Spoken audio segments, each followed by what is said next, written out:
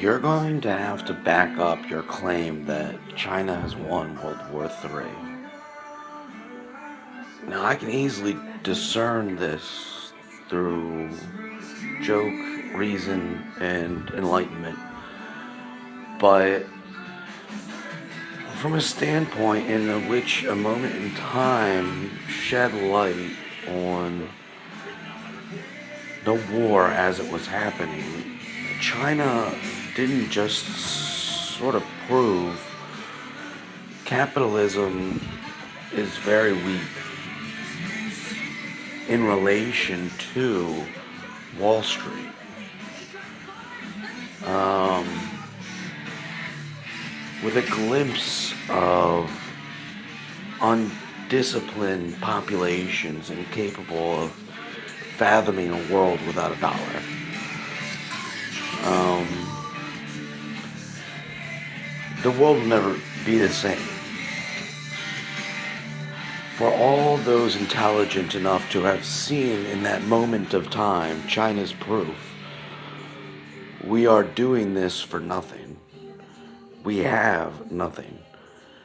And their values and discipline is paramount to the existence and survival of our species.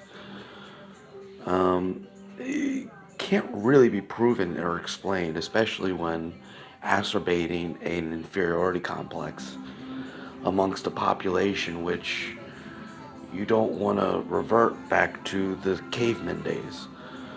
But,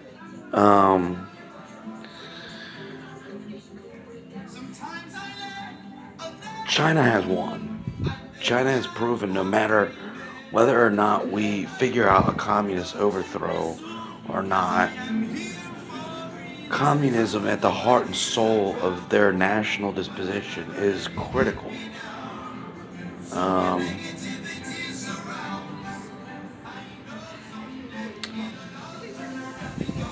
Without what they have, our species is doomed.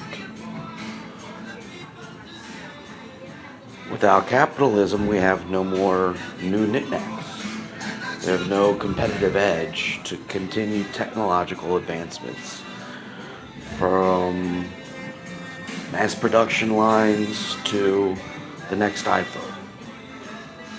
So there's a mutual benefit here, which has to continue, obviously. But China did win. The war is over.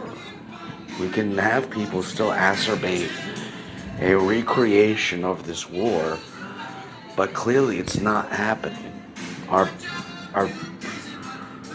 economy, like after World War II, destabilized, because we are the Germans basically now, in a position of a loser position. Um, in relation to this economic overthrow, which isn't a literal ownership. It's sort of like when Colbert owned uh, uh, what is it? Bill, validating his cynical interests and his sensual knowledge of his own lies. A lot of people said he owned his soul. Well, China has just owned our soul, and all the variable economic plights under which the economy presently exists. By the way, don't forget, China is one of the big five players on the capitalist board of the UN's economic trade interests. Because at the core of this, we're trading fish for wood and cotton for gins.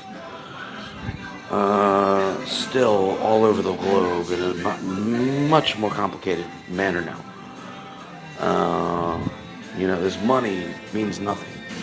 These paper pieces are just barter tools. So,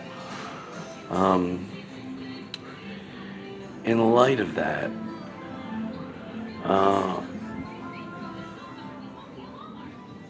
the best joke you can come up with to ingratiate humility is your old one, which is this.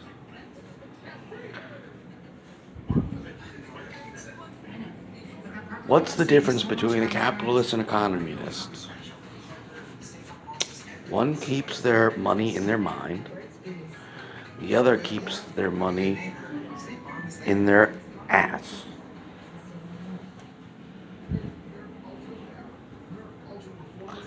It takes a second to see the funny part, but it's like in a communist world, the money doesn't exist. In the capitalist world, it's all, it's in your wallet, supposedly. Um, that you stick in your back pocket, which is why it's up your ass. And it's a load of shit. But, um, it's the best way to compensate variables and acknowledge a loss, in my opinion. Because again, if we keep running this situation out further, it's going to destabilize the future possibilities of our camaraderie here on this planet. Vladimir says, what is there to ruin? American-Russian relations are dead. But if we keep playing this out, yes, they will always be dead. But again, with new faces, new leadership, namely new millennials coming into power, we all don't really harbor our ancestors' demons as effectively and efficiently as the past predecessing species, which we're sort of evolving out of, if you will.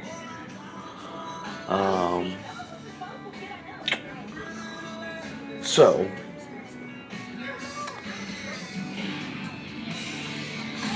in the next step,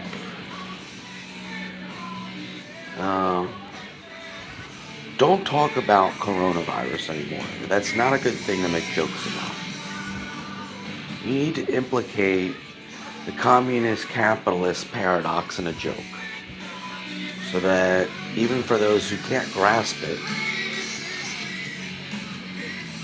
the opposers and winners don't try to force us into a form of slavery or something.